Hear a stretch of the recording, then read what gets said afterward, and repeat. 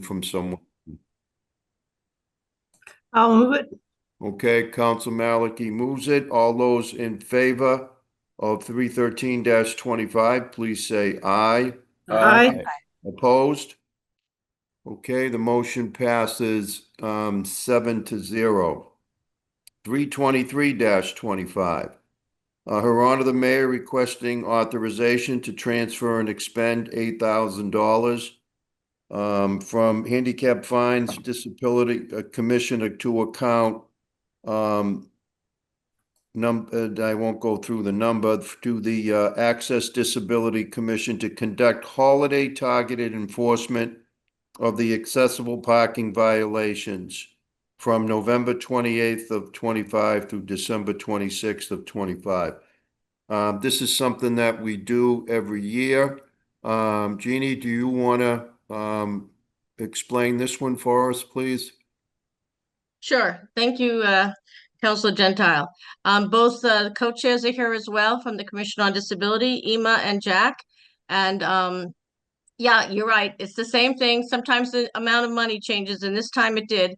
Last year was 7,500, and now Captain Devine can probably vouch that they used up pretty much up to 7,500 last year. So we moved it up to 8,000 to be sure that they could cover the 4 weeks of targeted enforcement. And it's the overtime that this amount of money pays to police officers who sign up to do a shift in the evening and on the weekends to check out and go to places that many violations actually seem to happen during the holiday season. People just pull in.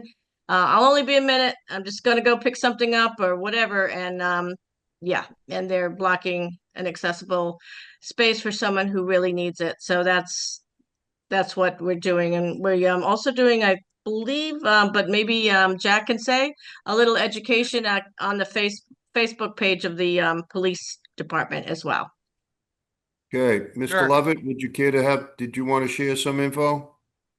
I did. Thanks, Counselor. Thanks, Jeannie.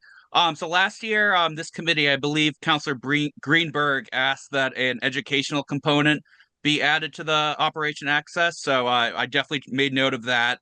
I've been working with Hannah Sternberg in the planning department. We're developing some educational graphics that can be shared on city social media. So our hope is that now we'll have a twofer. We'll have the police department giving out the tickets. We'll also have the public being educated on why it's so important to not block curb cuts and park in accessible spaces. Okay. Anyone else? Does Ema, the other co-chair, have anything, or are there any questions from members of the Finance Committee? Councilor Greenberg. Thank you, Chair, and thank you, Jack, for that. I was wondering, as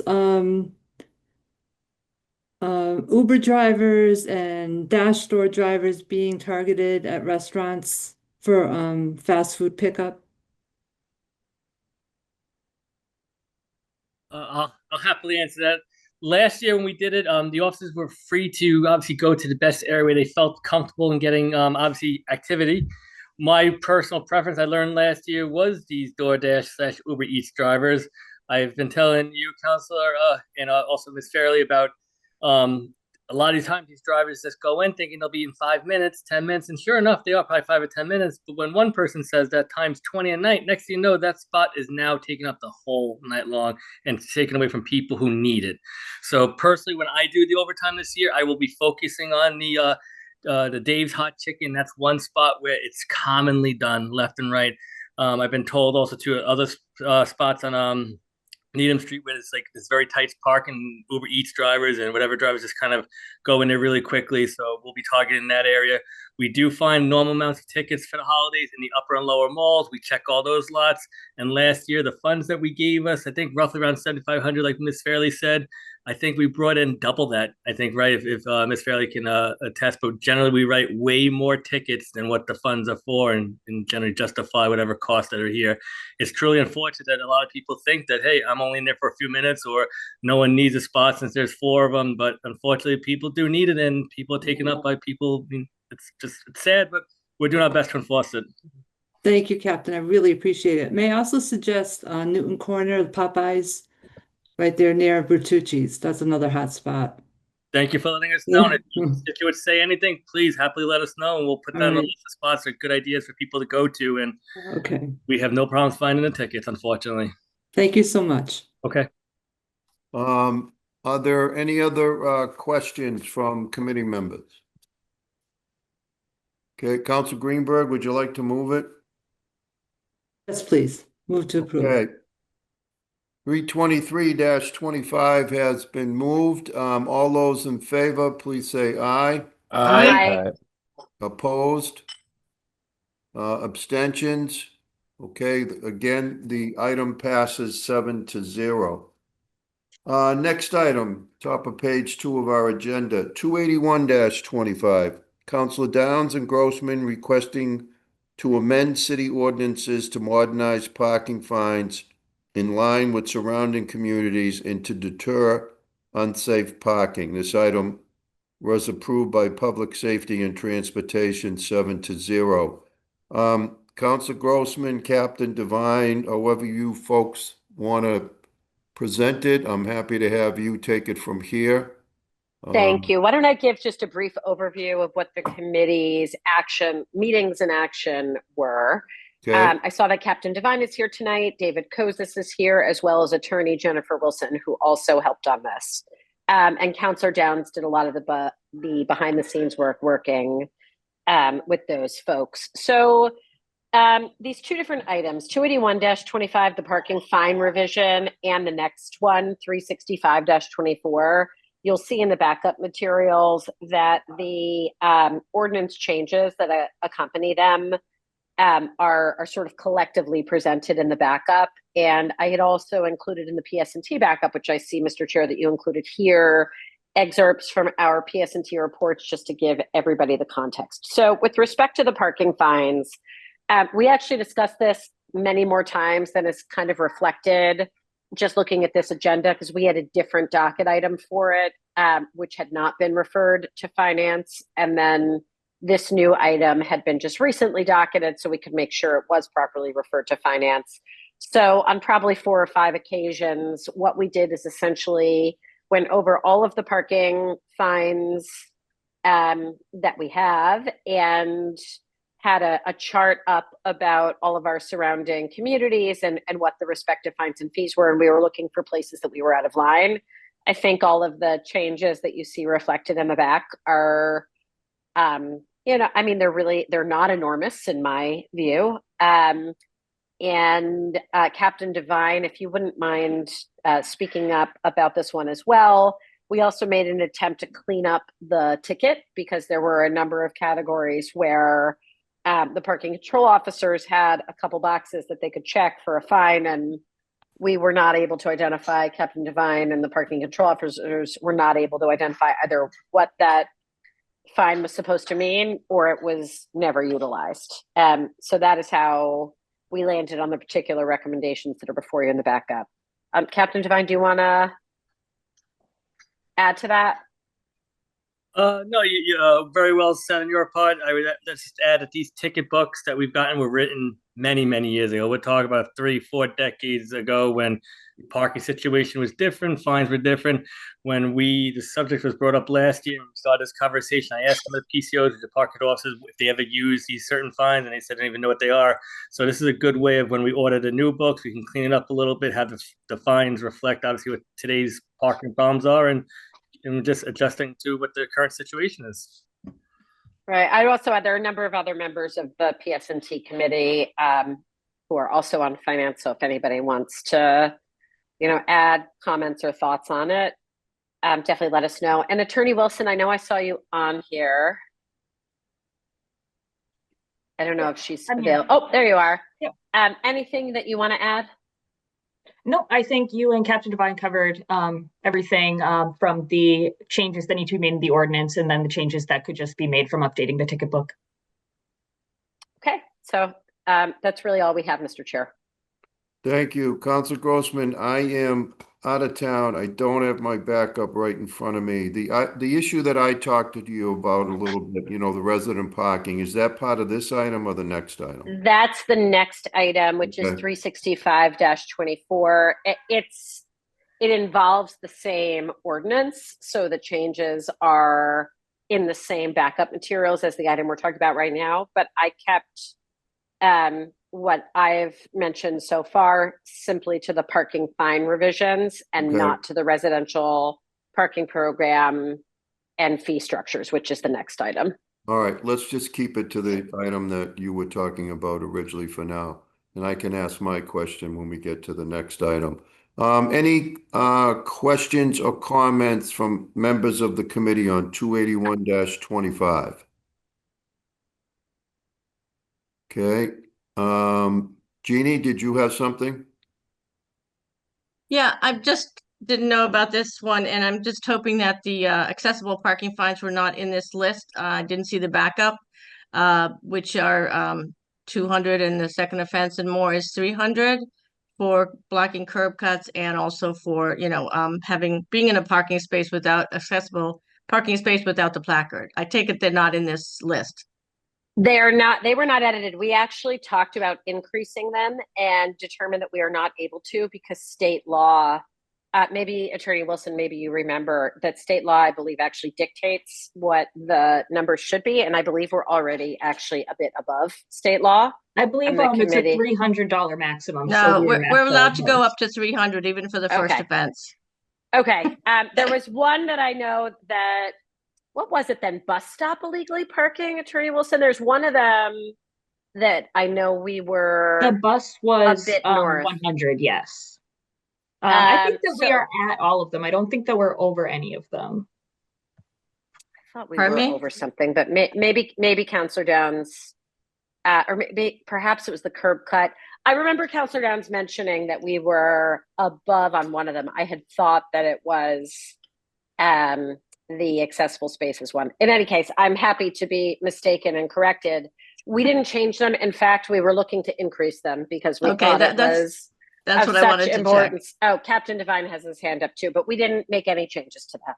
Captain Devine, go right ahead. Just let me add, look at the surrounding communities. Our $200 fine is higher than Brookline's, higher than Waltham, higher than Needham, higher than Wellesley, easily by $50 to $100 depending on the community. So Newton, I think, is very serious on the HP situation, and I think the fines are very are appropriate for obviously what the situation is. And there are other places that actually have the 200, 300, and some have just 300 for all offenses. But yeah, the last one I wanted to check, and I don't think it might be on your ticket, is restricted area.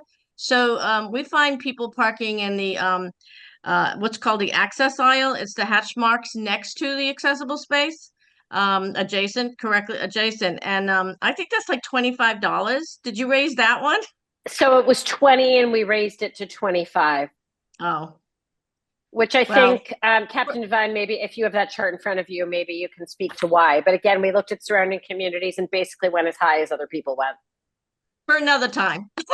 We'll see. We'll Is look that- at it. Maybe we can make a new one that says next to an accessible space, which is different than blocking the dumpster or an entrance, right?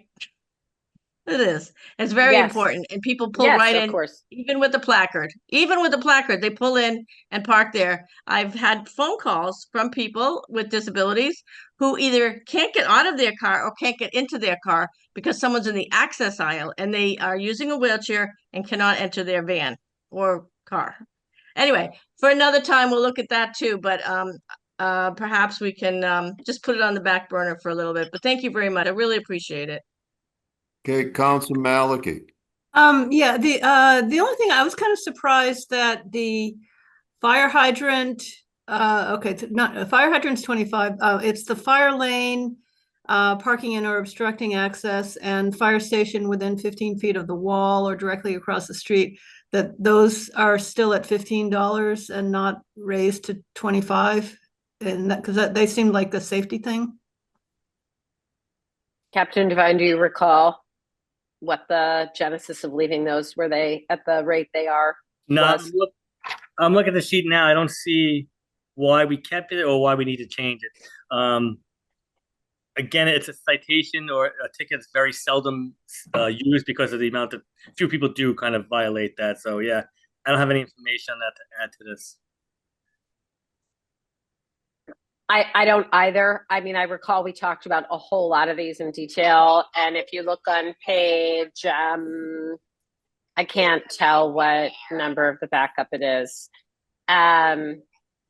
You can look at what the surrounding communities are. And I just don't remember off the top of my head.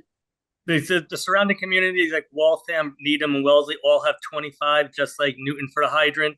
There's a note here that Brookline's at 100, but there's also an asterisk that's probably not in compliance with state law, which caps most tickets at 25. So,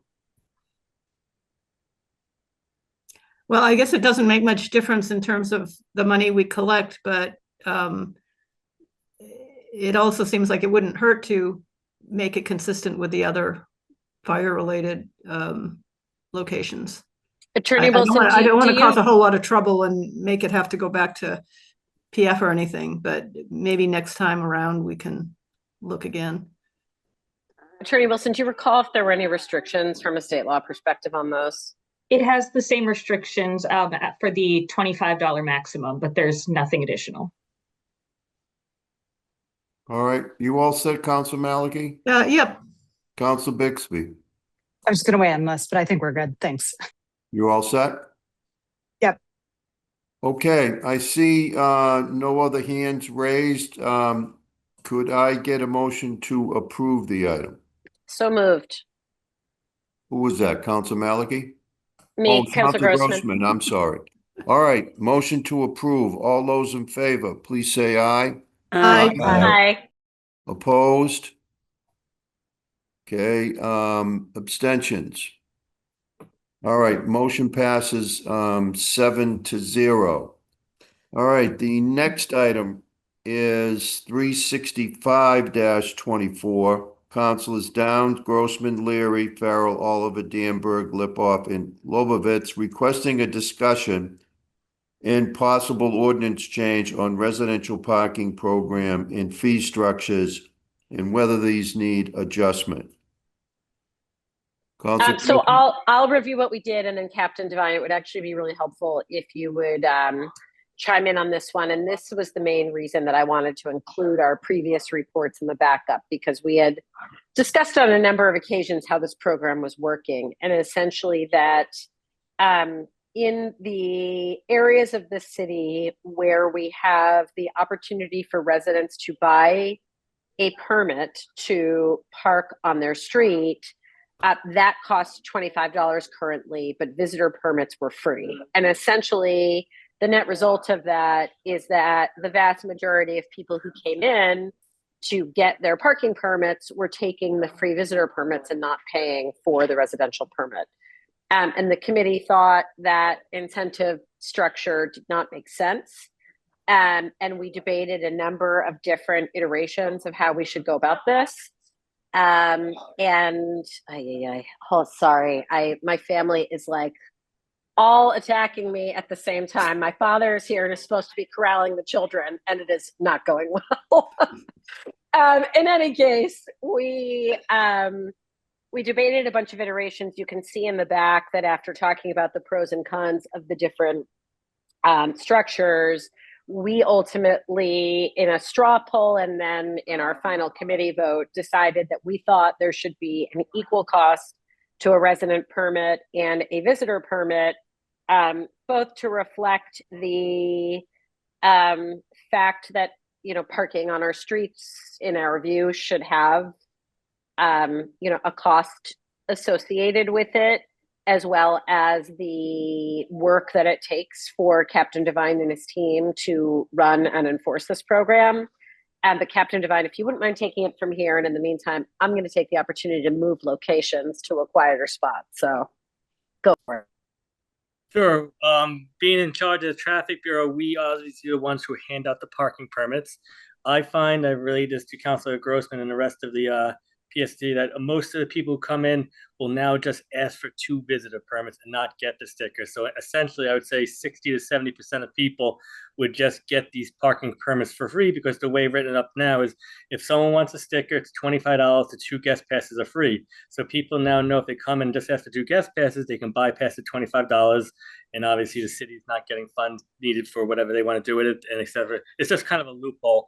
So I think in order to be fair, just to make this permit process equitable, is just we start issuing a flat out $25 fee for anyone who requested, and that will just kind of eliminate this loophole.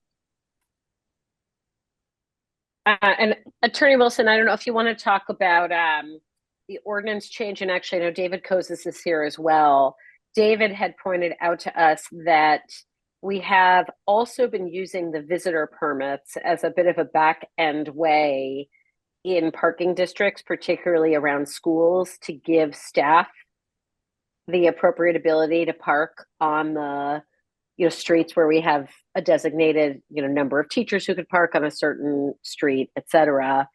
So there is also language in the ordinance change that allows those permits to still be free of charge.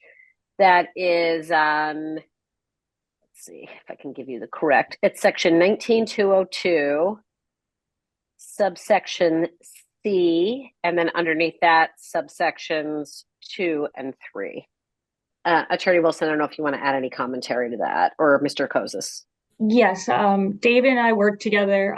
David showed me the locations in the TPRs where the visitor parking referenced these groups of people, which were Newton employees, usually teachers, or the senior center employees, after school program staff, and then certain direct abutters to these school buildings.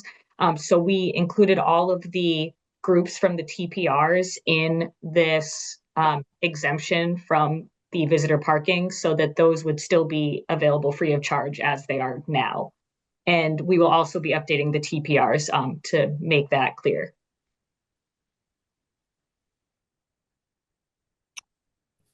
Mr. Kozis, did you want to add anything?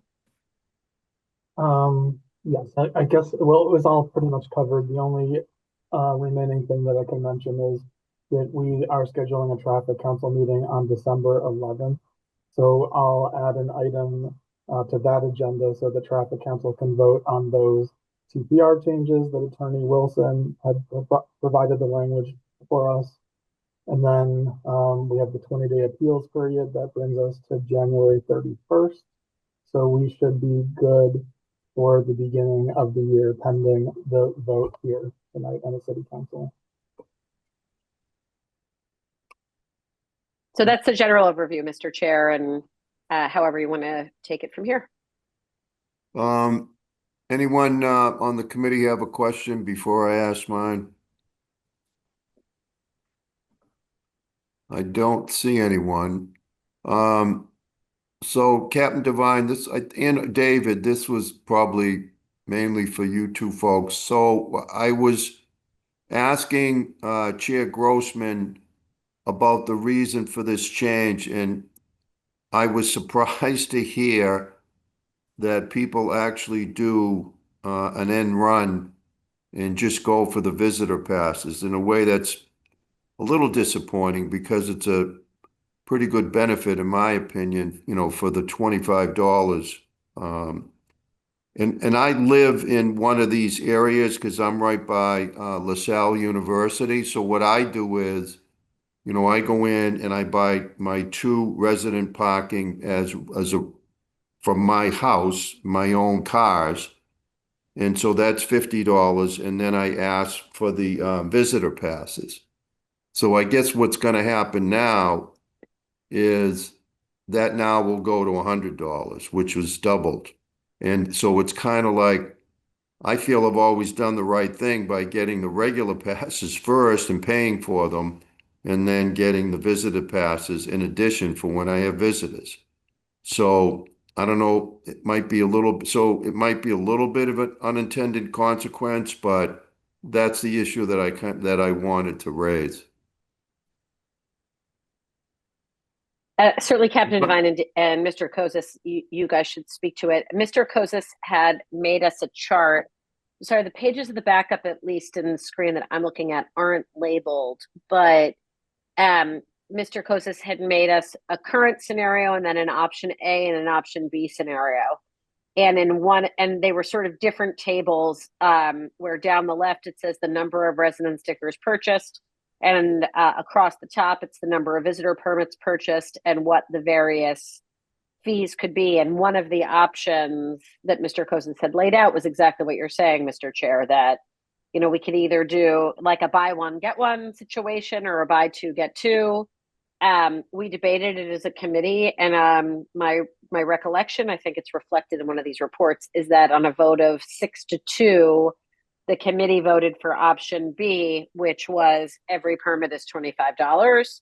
But there were two members of the committee who felt it should be more as you suggest. And I think that point is ripe for debate if people feel differently. Mr. Kosis, Captain Devine, Attorney Wilson, please feel free to provide anything else you think is helpful on that. Let me just check. So David and Captain Devine, is it clear what the point that I'm making? I don't know if I was clear, first of all. But it to me, it seems like, so again, I go in, I buy the resident permit parking, which are $25 a piece, and then ask for the two visitors. So then when I asked Council Grossman why that was changing, I didn't realize that people were basically just getting the visitor passes to avoid paying any fee. So I can understand why it came up, but in a way, it's like somebody like me that I think is trying to do it the right way, and I'm sure that there are others. So in order to close the loophole that some people are, in my opinion, abusing, now it's going to cost us $100 when it cost us $50, and at least we were buying the two original. Am I clear on what I'm raising? No, and Councilor Grossman, correct me if I'm wrong. I thought it was just $25 that they'd have to spend for a permit. And so if you wanted two, Councilor Gentile, you just would pay $50. You would get two stickers, one for each one of the cars you're requesting, and then you get two visitor permits. You're not allowed any more than two. The only one with an exception to 3 is people who run businesses at a home, maybe like some kind of therapy type of stuff. They're allowed to get 3. But the general resident who wants to go in, they're capped out at 2 stickers, and then they're capped out at 2 guest passes. And that would be a $25 fee for each sticker. Most people don't come in requesting 2 stickers. Usually they just want 1 sticker, and then they would get the 2 guest passes, and that would be a $25 fee. But as far as I know, with the intent of this was just to eliminate just getting 2 guest passes for free. I think David, Mr. Kosis, go ahead. He'll clarify. Captain Devine, what you're describing was option A, which was sort of the buy one, get one free. You pay your $25 to get your sticker, and then you get a free visitor permit. You buy 2 stickers, you get 2 free visitor permits. That would be $50. It was the will of the committee to go with option B, which would be $25 for every visitor, every sticker or every visitor placard. So if you get 2 and 2, it would end up being $100. So that was option B. That was the 6-2 vote. That's what I was. You said it a lot better than I did, David. But that's the point I was making.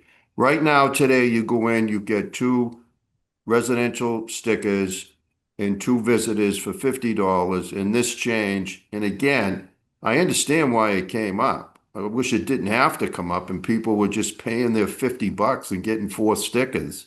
And so now to close that loophole, what was 50 now becomes 100. And it's just, I mean, I'm certainly going to do it, and it's certainly still a good deal. It's just annoying that it's being doubled because some people don't come in and pay the original 25 or 50. Well, and Mr. Chair, there were at least 2 members of our committee. Yeah, no, there were at least 2 members of the committee, including Councilor Downs, who voted for the arrangement that you're suggesting. So that's why I'm saying, I mean, if people want to debate that here or before the full council, I think that would be perfectly appropriate. It may, I don't know if you want to, but it may help if our committee chair wants to put these options on the screen just so everybody can really clearly see all at once what we're talking about. It's in our backup. Again, I don't know the page, but it's the 3 charts that have a yellow column on the left. It's page 56 of the PDF.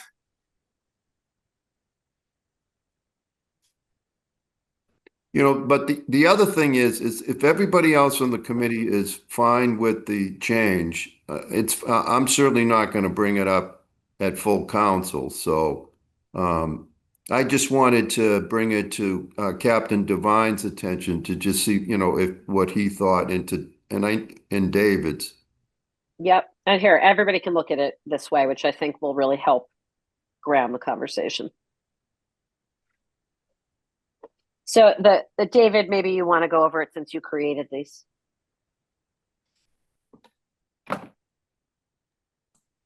Okay, and we sort of created these at the meeting itself, right? So on the left, we have the box that just shows the current situation where the resident stickers that you're purchasing are on the left in yellow, and the number of visitor permits are shown in gray. So you could see that the maximum you would pay, that all the visitor permits are free. You could purchase 0 resident stickers and just come in and get your 2 free visitor permits, right? So you see the 0 and the 2, it would be a cost of $0. If you buy the 1 sticker, you would get even 2 free visitor permits. And that would be $25 or $50 if you buy the 2 stickers, right? So that's what we have now. Then we have option A, where you get, every time you buy a sticker, you would get 1 free visitor permit. So if you buy 1 sticker, you could get either 0 or 1 free visitor permit. That would be the 1 and the 1, right? $25 in the middle. If you decide to buy 2 stickers, that would be $50, and you can get either 1 or 2 free visitor permits. So that's what you were talking about, Councilor Gentile, a total of $50. That's what you pay now when you go in and get your 2 stickers and your 2 free visitor permits. And then we have option B, which is what the committee ended up landing on, which is just you pay $25 every time you buy even 1 visitor sticker or even 1 visitor permit. So that could be $100 if you buy 2 and 2. You can see on that chart. Council Maliki. Yeah, I'm fine with what the committee, what PS&T decided. From the information in the backup, the statistics, it seems like it wasn't just some people getting around the fee, it was like a majority. And it seems like if you took that middle option where you buy 1, get 1, anyone who wants 2 for their own cars would just buy the 1 and use a visitor permit for the other car. And it seems like, you know, either type of permit is getting you the same right to park. And the visitor permit is actually more flexible because it can be moved around from car to car. So I think what they're really buying is the right to park on the street, and it seems fair to make it the same for all types. Okay. Anyone else?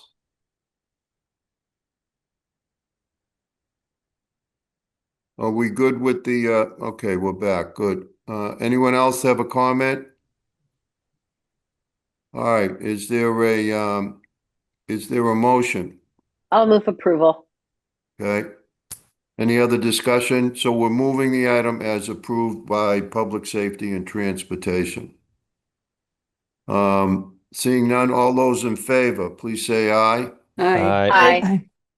Opposed? Abstentions? Okay, the motion passes 7-0.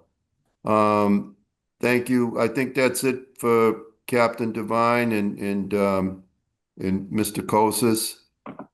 And as Jeannie's still here, she's all set. So thank you all very much for for your work and for coming here tonight. All right, next item. 312-25, the appropriation of $1,650,000 from the Certified Free Cash for Vehicle Replacement Program. Her Honor the Mayor requesting authorization to appropriate and expend the sum of $1,650,000 from the June 30th, 2025 Certified Free Cash to support the city's vehicle replacement program, approved by PF Public Facilities, 7-0. And Mr. Curley, I think you told me a few days ago that this is the first item that is recommended as a source from this for this particular item from the 2025 certified free cash. And the certified free cash, I think, was what, a little under 23 million? It was just over 22,065. Okay, so this is the first item Yes. that the mayor has requested the money be used for, okay, or used from. All right. I see the commissioner here. Go ahead, Commissioner. Good evening, councilors. The Department of Public Works respectfully requests an appropriation of $1,650,000 from free cash to fully fund the FY26 vehicle replacement program. The remaining $850,000 for the vehicle purchases is included within the department's FY26 operating budget. This request is consistent with the FY26 capital improvement plan. Providing full funding early in the fiscal year allows the city to place vehicle orders as soon as manufacturers' banks open. This ensures that procurement schedules align with production cycles. Missing these windows can result in 6 to 12 months of delay, extending the service life of aging equipment and increasing the maintenance costs.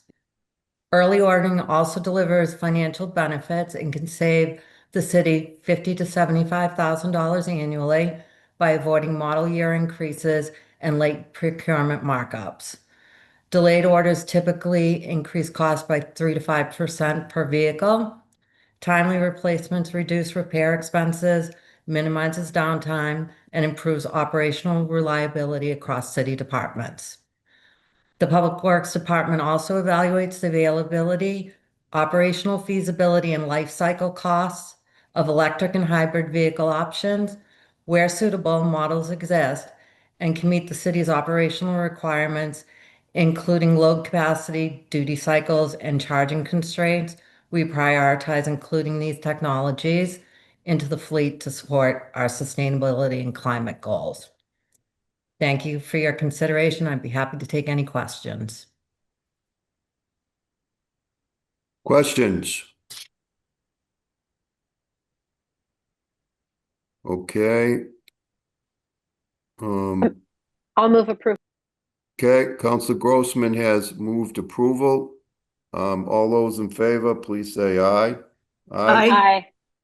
Opposed? Abstentions? Okay, again, the motion passes 7-0. The next item is 316-25. It's the Community Preservation Committee recommending appropriation of $1,997,000 in Community Preservation Act historic resource funding from the unrestricted prior year reserves to the control of the Planning and Development Department for a grant to the West Newton Cinema Foundation for their building stabilization project. And I believe that I saw Molly here. Yes, Molly is still here. And I also see, Buzz, you the chair now? Yes, I am, Lenny. I knew you always had that ability. It's about time it's been recognized. Except Thanks, you look Lenny. like you look like you're in a little bit of a chamber. What are you in the car? I'm outside Hyde Gym, gonna go play after this. Okay. All right, well, hopefully we don't keep you too long. Molly, you gonna start and then we'll ask Mr. Dunker to weigh in?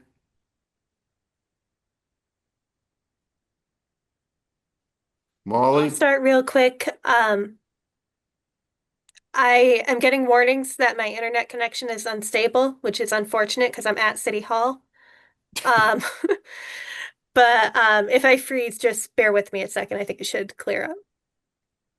All right, so West Newton Cinema, we're happy to be here. CPC is recommending funding for, oh, here we go.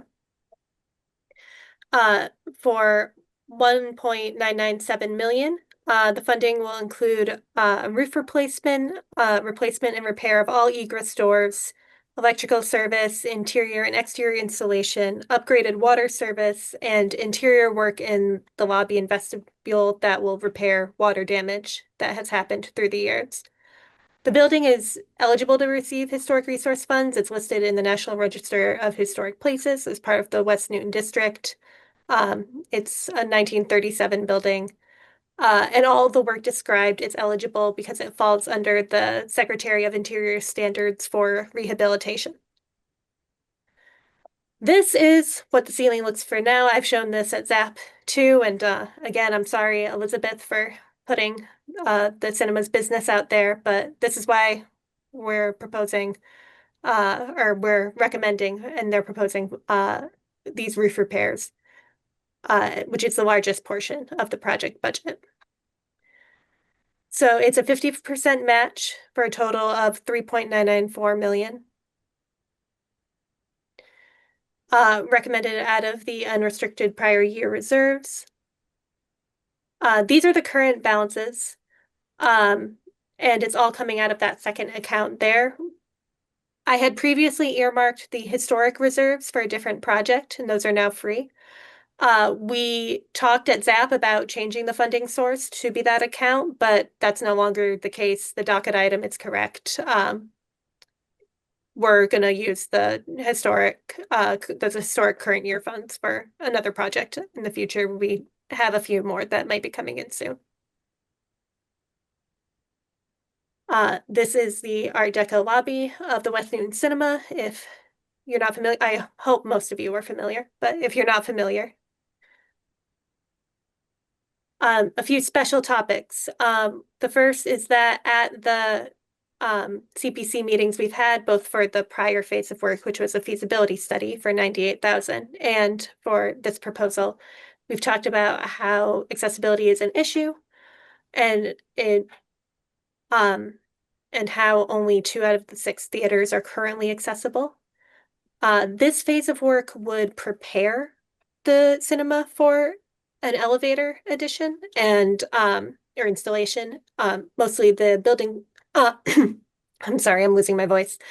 The electrical upgrades are a big part of that. Elevator installation is anticipated in the next phase of work. So that's something that's come up frequently. It's a goal of all of our projects that the buildings be accessible. And this would be work that prepares the building for those improvements.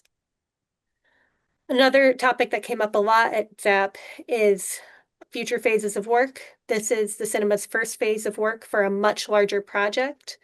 And I'll let Elizabeth and Ray, who's on the call, answer questions about that. But I just want to be clear that we're only funding this project, this phase of work at this time.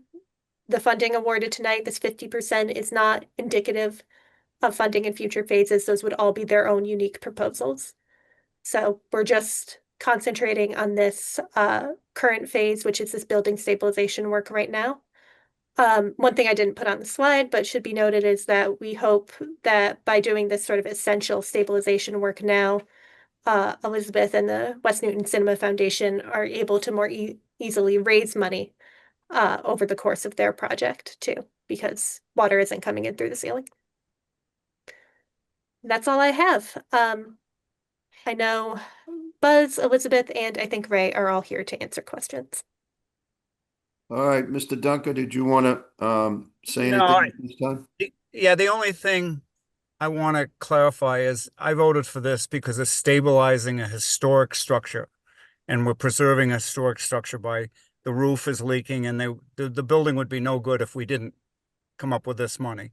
But as Molly said, going forward, that's no guarantee that we're going to want to continue to put taxpayer money into the whole project.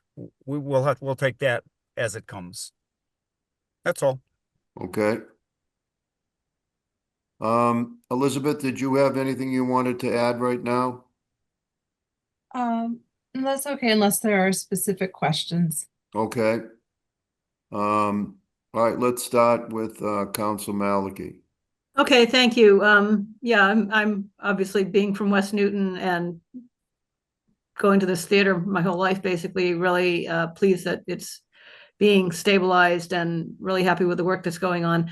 I'm curious from my own experience with electrical things in my house. When I various points I think I'm done with electrical, and then there's something else comes up. Does this sort of electrical work, will it take care of all sort of future anticipated electrical demand needs? Do you want me to take that, Molly? Yeah. Okay. So this is a service upgrade. It's very important for us to get this done because currently the cinema is on 600 amps, and we need to, in order to power the future elevator, which we plan to install, and in order to get the building off of oil, we currently have 2 aged oil burners, and convert it to heat pump systems, which is what is the environmentally sustainable standard these days, and also what is highly encouraged under BERDO. We need to increase the amount of power coming into the building. So that it's a bit of a process, and it needs to be done before we can take those next steps. Otherwise, we will not be able to power an elevator.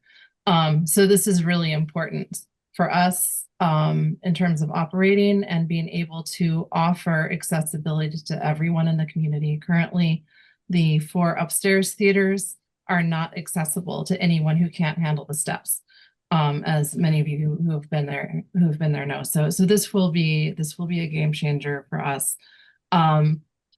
You asked about other electrical work. The backdrop to this is we've spent a few $100,000 of donated funds already this year to upgrade and replace existing wiring in the building and electrical subpanels. So we're making those upgrades as well in the background to this, and we will continue that work. Part of what is covered in this proposal is also some repairs to lighting in the lobby. You may notice when you enter, we have original light fixtures in the foyer that date from 1937. Only about half of them work. Wiring needs to be redone. This extends into the lobby itself, where we have cloth bound wires and some of the fixtures that's original to the building. So, this is really important work for us to do. And we're really grateful that the committee has considered it worthy of funding. It will help us to stabilize the building, and the work in the lobby will help to restore it to its original intended appearance. Okay, so it sounds like the in terms of the amperage that you need, you're already running the 6 theaters, you're and the basic lighting, and this is going to take care of the elevator and the conversion to get off fossil fuels. And yeah. So we currently have a 600 amp service coming in for utilities at 220 volts, and that needs to be upgraded to 1200 to power. It's currently just powering our AC units, and we need it to power the elevator and the heat pumps, which draw all year round and draw more. Yeah. And actually, I think once you get heat pumps, I don't know if it applies in a building like that, but it's more efficient for when you can also, I think, get by with fan as opposed to necessarily air conditioning at moderate temperatures. Okay, great. Thank you. Any other questions? I actually had a question for Molly and for Mr. Dunker. First, I'm a huge fan of this project as someone, and I know I have other colleagues I know Council Baker was talking about going to this theater many, many years ago, but I go back to when it was just one theater with a balcony. And I can still remember the first movie I ever saw there. So I'm really pleased to see this. My question is, I've seen a lot of projects come through that have received a lot more than a 50% grant for the work that they proposed. This overall project is going to end up costing a lot of money to do it right. Was there any discussion in the committee about possibly giving a higher percentage of the cost instead of just the 50%, or was that not even discussed? Lenny, Molly, that was what they came forward to us with. So to answer your question, no, there was no further discussion, I don't believe, Molly, with that. We do like 50% matches. We can't bond anything other than city things for any private resource, so we have to be a little careful on cash flow as well. Okay. Council Lipoff. Oh, I was just going to add Go ahead, to Molly. Buzz's answer, that in fact, I think almost all of the projects that we've awarded more than 50% to have been public projects, our parks projects, our public facilities. And I feel, given sort of the state of the CPA fund, I think even that is coming down a little bit on what we're looking for. We're looking for a higher match from those city departments as well. Molly, refresh my memory, what about like the tower? I think we had 2 tower projects. We had, and we also had the project on the church. Oh, those were all 50%. They were 50% too? Yeah. Okay, I thought they were even more. Rick, did you have something? Yeah, just quickly, I like the 50-50. It's good to see the theater putting in the same amount. I love the fact that they've got the money. I love the fact that, you know, we're supporting a historic building, but we're supporting an iconic historic business and real treasure for the community. So I feel really good about this. I'm almost proud that the city can have a hand in helping bring back and maintain this building. And I'm happy to move it whenever you'd like. Well, I'll take that as you moving it, okay? Elizabeth, where are you on, your fundraising side of things? And I understand that you have already started to do some work, but as far as this part of the project, what does that timing look like? When do you think you might be able to start work? So as far as this part of the project goes, raising that 2 million match. So as detailed in our application, we already had about $900,000 in raised donations, which we are contributing towards our half of the 2 million. And I'm really pleased to report that since we submitted this application and had our last review cycle, we've raised an additional $750,000 towards the remainder. So we're well on our way. We are asking our community of supporters to help us meet this match so that we can move forward and do what we need to do. And we've been very pleased so far with the response. So it sounds like you're maybe $300,000 or $400,000 away. Do I have that right? Yeah, that's correct. Okay. Yeah. And how does it work, Molly and Buzz? Do they have to have all of their money in the bank before, you will give them the CPC money, or is it paid out over time? They just, sorry, my internet connection is bad and I keep thinking people are done talking before they are. They have to show proof of payment and then we reimburse. But they don't have to show that they fundraised all their money yet. They just have to show the receipts. So whose money gets used first? Does, That is up to them and their project manager. But the money definitely comes out of their account first. comes out of their account? Yeah. Okay. Again, I just want to be clear. So they have to spend their $1.9 million before they'll have access to the CPC money? No, they just have to show proof of payment to their contractor. And we Okay. reimburse them up until the amount we've awarded. Okay. All right. So they can, in effect, use the CPC money first. If they wanted. Okay. All right. It's fine with me. I'm just asking. I just Yeah. want to make sure how it works. Chair Gentile, a quick question. That first movie you saw in the West Newton Theater, was it a silent film? Was it a Chaplin film? It wasn't quite a silent film, but it was it was a film that came out many, many years ago. I will admit to that. And we used to go to Mary Jane's, get our candy before we went in, but anyway, it's a lot of things. In Tredden Square, by the way. West Newton Square used to be Tredden Square. For opposite that? Tredden. Well, you did not run a yellow light with, never mind a red light. Okay. Anyway, any other questions?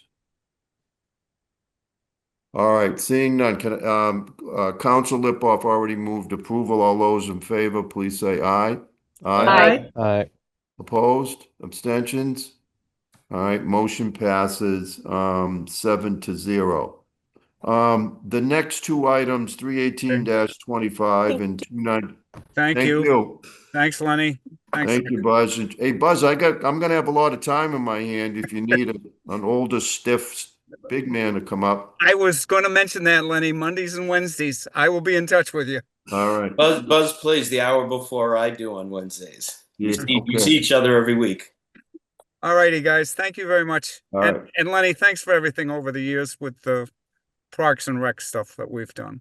Thank you. Starting with the Highlands. That was the first thing you helped with. Glad to see you still working at it. Thanks. Thank you, everybody.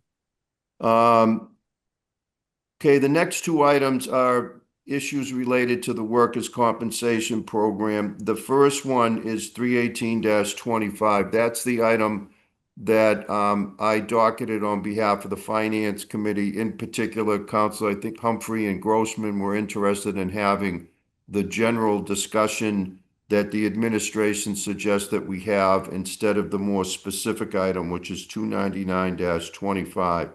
But in either case, the administration, the law department was ready to come in and talk to us, but the administration requested a little bit more time to get prepared to come in. So I'm going to ask that we hold both 318-25 and 299-25, and hopefully we will take these up at our next finance meeting. So if that's okay with anybody, can I get a motion to hold both items? Motion to hold. Okay, motion to hold by Council Grossman. All those in favor, please say aye. Aye. Aye. Opposed? Abstentions? All right, both items are held by a vote of 7-0. Top of page 3 of our agenda, 344-25. Her Honor the Mayor requesting the correction of Council Order 165-25, by $450 for the use of various mitigation funds for a variety of inflow and infiltration projects. To me, the best way of describing this is correcting a Scribner's error. But Mr. Curley, why don't you explain what's up? Thank you. Good evening. And sorry this item is even before you, but yes, back in August, or it was actually probably before finance, earlier than that, I had put together the final numbers on this project that was DPW's, adding cents, and a couple numbers were a little outdated. When I did that, I transposed the numbers on the first account, which had to do with 1940 Washington Street mitigation funds. It should have been $85,380. I put $85,830. As a result, the approval of that council order over appropriated the funds in the account, and so we just need that $450 essentially backed out. Okay, any questions on that? I guess with the number of board orders that are prepared, we can actually we can rest assured that they're being double checked, so it's important. All right, can I get a motion? I'll move it. Okay, Council Maliki has moved the correction of Council Order 165-25. All those in favor, please say aye. Aye. Aye. Opposed? Abstentions? Motion passes 7-0. All right, our last item is 322-25. Her Honor the Mayor requesting authorization to expend $17,290.73 for the full and final settlement of the Amica Insurance and Barbara Murphy versus City of Newton. I believe that we have Attorney Kelly here in order to present the item. Yes, Go right ahead. good evening. Thank you very much. Hopefully I'll be quick. This case stems from a rather tragic incident involving one of our former employees who essentially had an emergency while driving, which caused the accident. This case is not good to litigate in any way, shape, or form for anyone. As such, I took an eye towards settlement pretty immediately and was able to review the rather large repair bill and strike a bunch of items that I felt were unrelated, or at least questionably unrelated to the incident, and as such save the city about $10,000 from what they were demanding for this accident. So for these reasons, I would respectfully request that this settlement is on everyone's best interests and be approved. All right, pretty straight and forward. Anybody have any questions on it? So the original claim was approximately 27, our request was 27,000? That's correct, sir. Okay. All right. And any questions? Seeing none, someone care to make a motion? Motion to approve. Okay, Council Lipoff, I heard first. Council Lipoff moves approval of docket item 322-25. All those in favor, please say aye. Aye. Opposed? Abstentions? All right, the motion passes 7-0. All right, that concludes our work for this evening. Once again, thank you all for attendance and being on time. I really appreciate it. And we are adjourned for the evening. Have a good rest of the night, everyone.